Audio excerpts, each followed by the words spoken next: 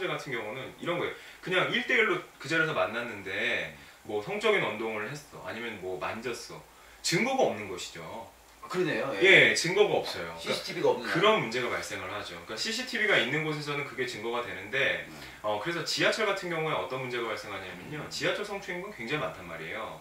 그런 경우에 경찰들도 이제 그거를 잡기가 쉽지가 않아요. 왜? 당한 사람이 당했다 그러고 몇 월 며칠 몇 시에 지하철 몇 호선 몇 번째 칸에 탔다. 그리고 뭐 어느 역에서 어느 역 구간에서 내가 이렇게 생긴 사람한테 추행을 당했다. 그러면 CCTV는 있겠죠. 그 사람이 내리면 지하철은 다 역사마다 CCTV가 있잖아요. 그럼 CCTV 가지고 이 사람입니다 라는 것만으로 처벌할 수 있느냐? 그건 거의 힘들어요. 왜 그러냐 하면 이 사람이 그 시간에 그 지하철 탄 거 맞고 거기서 내린 것도 맞아요. 근데 그 지하철 내에서 이 사람이 자신을 성추행했다 라는 거를 증명할 만한 자는 아무것도 없는 거지. 예. 그렇죠. 이 사람이 그냥 불특정 다수에 지나가는 사람 중에 이 사람 맞아요, 이 사람이 성추행했어요 라고 했을 경우에 무조건 처벌할 수는 없는 거잖아요. 그 증거가 어렵기 때문에 지하철 이제 뭐 광역수사대나 이런 데서 경찰분들이 어떻게 이제 그 수사를 하시냐 하면은 두 분이 보통 2인 1조로 다니세요. 지하철에. 아, 사복으로? 예, 사복으로 다니세요. 예. 그리고 한 분은 추행 장면을 이렇게 카메라로 스마트폰이나 이런 걸로 녹화를 하고 계세요. 그리고 한 분은 그 사람의 도주로나 이런 데를 차단을 하기 시작하면서 그 사람이 내릴 때 두 분이 같이 따라 내리고 추행당한 여자분도 같이 내리게 해가지고 일단 잡아요. 그래서 추행하시지 않았냐고. 그럼 딱 잡았대죠. 그러면 스마트폰에 녹화되어 있는 화면을 보여주는 거예요. 이래도 거짓말 하시겠냐. 그리고 이제 피해자한테 이러이러한 게 있으니 우리가 조사에 좀 협조해달라. 네, 그런 식으로 정리를 하는 것이죠. 그러니 성희롱적인 언사는요, 또 이런 부분이 있어요. 방금 말씀드린 건 강제 추행 같은 범죄 행위를 말하는 거예요. 아까 말씀드린 성폭력 범죄. 근데 성희롱은 그냥 말이잖아요. 그냥 회식 자리에서 이럴 수 있죠. 회식 자리에서 뭐 부장님이 말단 사원한테 성희롱적인 어떤 성적인 그런 농담을 막 던졌어요. 예, 그러면은 기분이 나쁘잖아 일단. 그러면 보통 대부분의 회사들은요, 그 징계 관련돼서 그런 성희롱이나 이런 거 하면은 징계 받도록 회사 취업 규칙이나 이런 데 이제 그런 것들이 나와 있거든요. 그걸 통해서 이제 팀장님한테 뭔가 불이익을 가할 수는 있겠죠. 근데 그 문제는 뭐냐면 회사를 그만둘 생각으로 해야 된다는 게 이 사회 문제인 거예요. 네, 맞아요. 예, 그게 문제인 거지. 취업 규칙이나 뭐 이런 것들은 다 구비가 잘 되어 있어요.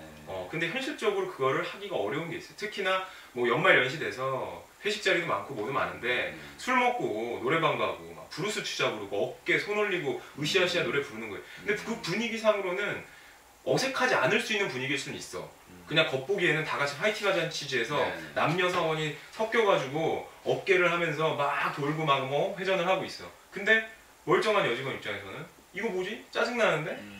안 할 수도 있거든요. 나 전 싫어요 하는데 그렇죠. 그 순간 이제 왕따가 되면서. 네, 그렇죠. 그러니까 뭐 제 생각은 그래요. 물론 여자분들 중에 굉장히 뭐 유별나신 분들도 있을 수 있지만 대부분 우리나라 여자분들 보면 그런 것들을 그렇게까지 막 나쁘게 생각하시는 분이 별로 없어요. 그냥 그 상황과 분위기에 자기가 될 수 있으면 민폐가 안 되려고 웬만한 수위까지는 참으려고 하는데 손에 미치가 그렇잖아요. 예를 들어서 뭐 어깨를 그냥 딱 이렇게 이 정도만 한 상태에서 이렇게 뭐 야야야야 하면서 같이 있었어. 그냥 다 같이 하는 분위기를 어쩔 수 없었으면 그것까지 뭐라고 하진 않아요. 근데 유난히 이 손을 잡는 느낌이 허리를 감싼다든지 이 뒤로 해서 가슴 쪽으로 온다든지 움켜쥐면서 계속 이렇게 주물럭주물럭 한다든지 이런 문제가 발생을 했을 경우에는 당연히 그건 강제 추행이 되는 것이죠.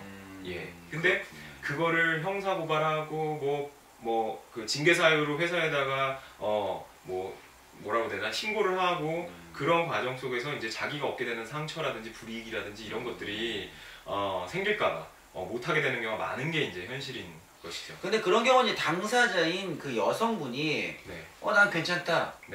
괜찮아 나는 그냥 뭐 자유롭게 넘겨 나 오픈 마인드야 하면서 넘어가는 거죠. 네, 그럴 수 있어요. 예, 그러니까 그분이 일단은 나 성적 굴욕감도 느끼지 않았고 내가 봤을 때 그 추행이 아니고 난 괜찮아 라고 하면 별 문제는 안 돼요. 네, 그분이 이제 내가 성적 굴욕감을 느꼈다 라고 했을 경우가 이제 문제가 되는 것이죠. 자, 여러분 성추행에 대해서 얘기 잠깐 나누고 있습니다.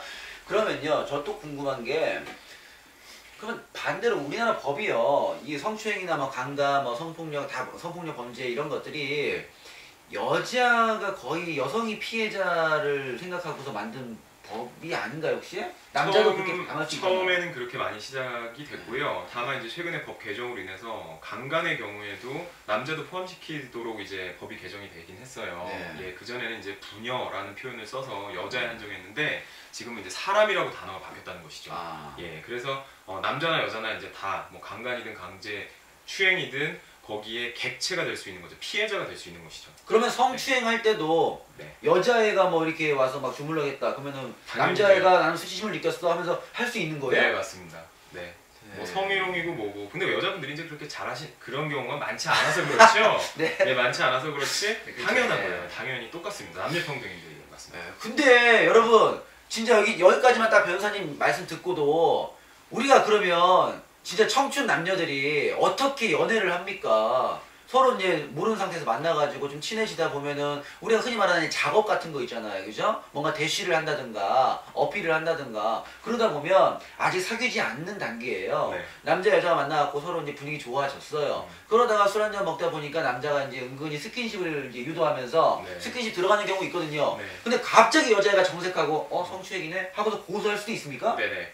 그거는 정도의 차이가 있어요. 뭐냐면 강제추행이나 이런 거를 봤을 때 이게 반항하기가 좀 곤란한 수준까지 이르러야 되거든요. 예, 반항하기 곤란한 건 뭐냐면 힘으로 제압을 했다라든지 그런 어떤 폭행 협박 같은 것들이 좀 있어야 돼요. 근데 만약에 이렇게 그냥 마주보고 얘기하다가 손이 우연히 이렇게 되는데 그냥 손 한번 이렇게 살짝 이렇게 잡으려고 하는 와중에 스치면서 그냥 손을 뺐어. 자, 그럼 어쨌든 닿긴 닿잖아요. 그럼 강제추행이냐? 그 정도는 아닙니다. 그 정도는 예, 아니고. 그 정도는 안 돼요. 근데 빼려고 하는데 강제로 막 잡아가지고 막 잡고 그러면 안 되죠. 그러면 문제가 생기는 것이죠. 거부 의사를 밝혔음에도 네, 불구하고. 그렇습니다. 네, 그렇습니다. 그런 부분이 있군요, 여러분. 네네네. 연애할 때 조심하시기 바랍니다. 연애할 때 상대방이 싫다고 하면 강제로 하시면 안 됩니다. 뭐든 네, 강제로 하면 안 돼요. 그거 좀 참고하시고요. 갑자기 해놔서 말씀을 드렸습니다. 네.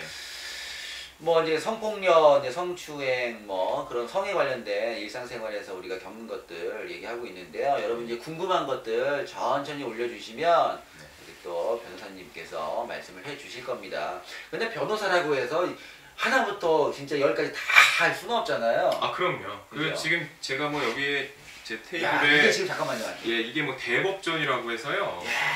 이게 지금 저 처음 봅니다. 태어나서 예. 한자로 대법전. 네, 대법전이라고 해서 이게 우리나라에 이제 웬만한 법률들이 거의 다 수록이 되어 있어요. 거의 다 수록이 되어 있는데, 당연히 여기에 있는 모든 법을 안다는 거는 사람이 아니겠죠. 네. 사람이 아니고 이거는 법전입니다. 말 그대로 법률들을 이렇게 추려놓은 거고요. 보통은 이제 이런 어떤 책을 보는 게 아니라 인터넷을 검색을 통해 가지고 이제 리서치를 하고 그걸 분석을 하는 것이죠. 그러니까 변호사가 법을 전부 다 알 거라고 생각하시면 절대 안 돼요. 그 내용을 듣고 이 사실관계에 적용될 법률을 먼저 찾아요. 그래서 그 법률을 찾으면 그 법률 문장을 해석할 수 있는 능력을 가진 게 이제 변호사인 거지 모든 법을 다 외우고 있다? 이거는 말이 안 되는 거예요. 그래서 그렇죠. 어디 가서 무슨 법을 어떻게 찾아볼지는 알고 찾아본 다음에 그 다음에 이제 결론을 내드리는 역할을 하는 것이죠. 변호사 하려면 40패스 하셨으니까 네. 한자도 많이 하시겠다. 이게 다 대부분 한자. 뭐 아무래도 뭐 많이 읽어야 되고 하는 게 있어서 근데 요새 한글 법전도 많고 법서도 한글화가 많이 이루어져 갖고요. 뭐 한번 몰라도 공부하시고 시험 붙는데 한자 때문에 떨어지진 않아요. 공부를 안 해서 떨어질 수는 있는데 한자 때문에 떨어지진 않습니다. 여러분 뭐 흔히 아시겠지만 이분도 그 어떤 그 고시촌에서 그죠 그렇게 하셨죠. 그럼요.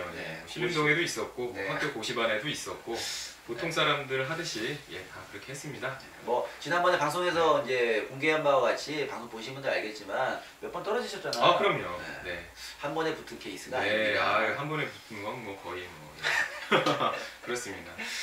그리고 또 요거 지금 뭐 성희롱이나 뭐 성폭력 범죄 관련해서 좀 말씀을 드리는 것 중에 하나가 뭐냐면 요새 이제 그런 범죄가 많이 이제 급증했어요. 인터넷이 발달을 하면서 이런 거죠. 자기 여자친구가 사귈 때의 어떤 성관계 동영상이라든지, 그렇죠? 뭐 알몸 동영상이라든지 이런 거를 뭐 그건 자기 취미고 취향이니까 그걸 뭐 개인적으로 뭐 비난하거나 이런 문제는 아닌 거거든요. 법이 컨트롤할 수 없어요. 그리고 뭐 당사자가 합의하에 그런 영상을 찍겠다는데 자기네들끼리만 갖고 있으면 그게 죄가 되진 않아요. 다만 그거를 인터넷에 올리거나 하는 경우에 이제 문제가 되는 것이죠. 유포시키면 끝나는 거죠. 그렇죠. 그런 문제가 발생을 해요. 그러니까 이런 거죠. 합의하에 찍었어. 그런 질문을 많이 해요. 합의하에 찍었는데 나중에 유포한다는 거에 대해서는 합의가 없었어요. 근데 유포가 됐어. 그럼 처벌받나요? 당연히 처벌받아요. 예, 그러니까 촬영 자체가 합의를 받지 않고 촬영하면 그거 자체를 처벌받고요. 촬영에 대한 동의는 있었는데 그러면 촬영 자체는 처벌 안 받겠죠. 근데 촬영 이후에 그거를 마음대로 올리면 당연히 처벌을 받게 됩니다. 예, 그런 것들 이제 뭐 변호사 하다 보면 많이 질문을 들어옵니까? 그런 예, 많이 질문을 해요. 예, 그리고 뭐 그런 사건들이 있었어요. 뭐냐면 그건 이제 어머니가 이렇게 좀 어머니가 오셨어요. 아들이 전에 사귀던 이제 뭐 여자친구랑 뭐 이렇게 자기네들끼리 잠자리하는 그 장면을 뭐 이렇게 찍었는데 스킨십 하는 그런 스킨십에 뭐 하여튼 뭐 해서 그런 걸 찍었는데 그게 어쩌다 보니 인터넷에 올라갔다는 거예요. 근데 이제 해킹 주장을 하는 거죠. 아들이 이게 내가 그런 적이 없는데 올린 적이 없는데 이게 뭔가 이렇게 좀 문제가 된 것 같다 라고 하는데 그게 사실은 뭐 조사하면 다 나와요. 조사하면 다 나와요. 해킹이 아닐 가능성이 거의 99.9%고요. 이 와중에 코리안 향기 감사합니다. 네, 그 하여튼 그런 문제가 발생을 하는데 그 당시에 이제 그 아들의 처지가 이제 취업 준비생인데 지금 입사를 앞두고 있는 거예요. 뭐 서류 전형 다 통과하고 뭐 신체 검사 받으려고 있는 거예요. 그런 상황에서 이런 사건이 터져가지고 그 전 여자친구죠. 이제 헤어졌으니까. 전 여자친구가 뭐 거기 회사에다 다 알려버리겠다는 둥 뭐 이런 식으로 나오는데 이거 협박죄로 고소할 수 없냐라는 식으로 이제 상담이 들어온 거예요. 역고소 또. 그렇죠. 이제 그렇게 처리할 문제는 아닌 것 같다라고 해서 이제 어느 정도 답변을 드렸는데 그런 문제들이 좀 발생을 해요. 그러니까 뭐 시청자분들 중에서 뭐 그런 취향을 갖고 계신 분들에 대해서 그분들을 비난하는 건 아니고요. 그게 동영상이 유포가 됐을 경우에는 어쨌든 둘 다 유포하는 거에 동의를 했으면 모르겠는데 그것도 물론 음란물 유포가 되기 때문에 문제가 돼요. 두 분이 동의했다고 해서 유포 행위 자체가 처벌받지 않는 건 아닌데 상대방 입장을 생각해보면 동의하지 않은 상대방은 엄청난 상처를 받거든요. 예, 그러니까 그 부분에 대해서는 좀 조심하셔야 돼요. 왜냐하면 지금 클라우드라든지 막 이런 것들이 활성화되고 있기 때문에 나도 모르는 사이에 어떻게 빠져나갈지 모르잖아요. 예, 그러니까 앞으로는 더 그런 보안 문제가 발생할 거고 그러니까 그런 부분에 대해서는 좀 조심하실 필요가 있다라는 말씀을 드립니다. 여러분 법은 알면 알수록 우리를 보호해주는 하나의 수단으로 발전할 수밖에 없습니다. 알면 알수록 나를 도와주고 커버해주는 거니까요. 좀 귀담아 들으시길 바랍니다. 아시겠어요 여러분? 네네. 그 그저께 또 연예인들도 나도 모르게 뭐 찍은 사진이 이제 올라가고 아까 말씀하셨던 그 클라우드 비슷하게 그렇잖아요. 자기 그 개인적인 어떤 그 뭐라고 합니까? 그거를 뭐 소셜 그쪽에 올라가가지고 또 좀 이렇게 당혹스러운 것도 있었는데 그렇죠. 조심하시길 바랍니다. 그리고 이제 아프리카 같은 경우도 BJ들 영상을 뭐 지금 전세준 변호사님이 주로 이제 맡고 계시는 게 이제 저작권 저작권 관련된 것이 좀 그러면 아프리카에서 BJ들이 영상 그 방송한 거 그 영상도 다른 사람이 딴 데다가 이렇게 쓰고 그러면 원래는 안 되지 않나요? 네 맞습니다. 그냥 허락 갖다가 없이 허락 없이 쓸 수는 없는 것이죠. 그죠? 그거 다 걸리잖아요. 저작권법 위반이 될 수 있어요. 네, 그래서 좀 조심하셔야 됩니다. 반드시 허락을 받으시고요. 예, 그 저작권자들이 그걸 만들기 위해서 이제 많은 노력을 해요. 물론 일반적으로 쓰는 사람 입장에서는 이제 우리나라의 문제점은 그거였어요. 처음에 이 IT 기술이 막 발달을 하면서 복사하기가 굉장히 쉬워졌잖아요. 맞아요. 저 어렸을 때만 하더라도 동네 비디오과에 가면은 그 원본 비디오 테이프를 복사본을 이제 만드시는 분들이 꽤 많았었단 말이에요. 그러면은 그 2시간을 틀어놔야 돼. 영화가 2시간이면. 그러니까 비디오 테이프 똑같은 거 하나 복사본 만들려면은 2시간이 걸린단 말이에요.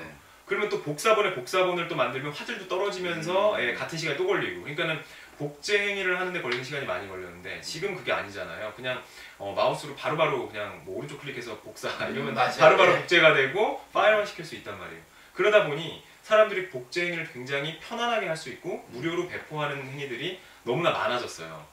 네, 너무나 많아져서 이게 이제 뭐 그 만든 사람 입장에서는 어렵게 만들었는데 그냥 미리 다 유포가 돼버리면 그걸로 많은 뭐 시간과 돈을 투자했다면 회수할 수 있는 길이 없어지거든요. 예, 그러면 이제 좋은 컨텐츠들이 나오기가 어려운 환경이 되는 것이죠. 사실은. 그러니까 그런 부분 때문에 이제 저작권이 규율을 하고 있는데 국민정서상은 이제 그런 게 있어요. 이거 너무 중학생, 고등학생, 어린애들 잠깐 그렇게 해서 장난치거나 내지는 잘못한 거 가지고 맞아, 그런 경우 많아요. 예. 법무법인에서 뭐 막 그렇게 내용 증명 보내가지고 협박해서 소위 말하는 뭐 삥 뜯는 거 아니냐, 막말로 그런 거 아니냐, 그런 말씀들 많이 하시는데 제 개인적으로는 그거는 맞다고 봐요. 그래서 저는 이제 저작권 업무를 하지만 그런 어떤 일반적인 그런 개인들을 상대로 하지는 않아요. 그러니까 계약을 맺을 때 그렇게는 안 하겠다. 다만 걔가 기업적으로 하는 애들이 있어요. 아예 회사를 세워가지고 저작권 침해 행위 자체를 업으로 하시는 분들이 있어요. 그런 분들만 대상으로 그런 분들만 대상으로 이제 고소를 하는 그런 분들은 뭐 수십억에서 수백억을 벌거든요. 그냥 판 깔아놓고 엄청 벌어요. 다 불법이잖아요. 아 그럼요. 다 불법을 해서 엄청 벌어요. 그러니까 다 잡아들여 그냥 다. 그렇죠. 그런 분들에 한해서만 이제 좀 법적으로 좀 세게 나가는 것이고요. 일반적으로 그렇게 저작권 업무를 한다고 해서 개인 상대로 뭐 고소하고 그런 거는 하지 않습니다. 알겠습니다. 자 이제 성에 관련된 뭐 질문, 성추행 이런 경우 저런 경우 실제 겪었던 것도 물어보시고요. 아까 어떤 분이 까루님도 정장 입고 왔었어야지. 야 정장이 없어. 내가 정장이 없어서 안 입고 온 거예요. 있으면 입고 왔지. 그리고 원래 변호사님은 원래 평상시 복장이 이렇지 않습니까? 네 그렇죠. 업무용 복장이죠. 사실. 오늘 거의 퇴근하신 건데 퇴근하면 이제 집에 안 가고 저와 같이 법방하고 있는 거예요. 원래 항상 이렇게 입고 다니시는 분이고. 근데 원래 이렇게 입고 다니시는 게 더 좋은 거예요. 사실은. 아 그렇습니까?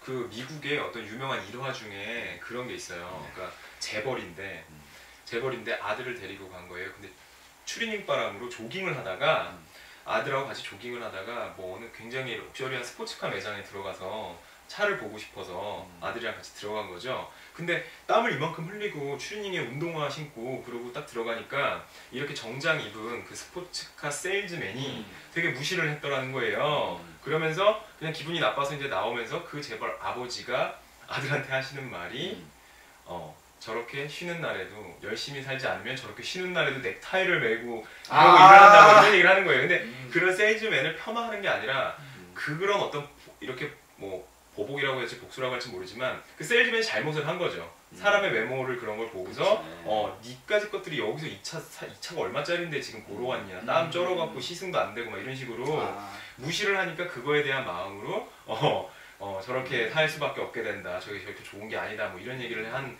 뭐 그런 일화를 제가 언제 한번 읽은 적이 있어요. 그래서 이렇게 살고 있잖아요, 제가. 퇴근 이후에 이러고 살고 있습니다. 이게 편안한 여러분, 아까 물어보네. 듣고 있니? 편하게 입고 다녀야지. 제가 변호사가 아니잖아요. 이분이 변호사고. 이렇게 해야 또 이게 밸런스가 맞지 않습니까? 궁금한 것들 제가 이제 또 우리 시청자분들과 소통을 해야 되니까 아주 좋은 케이스입니다.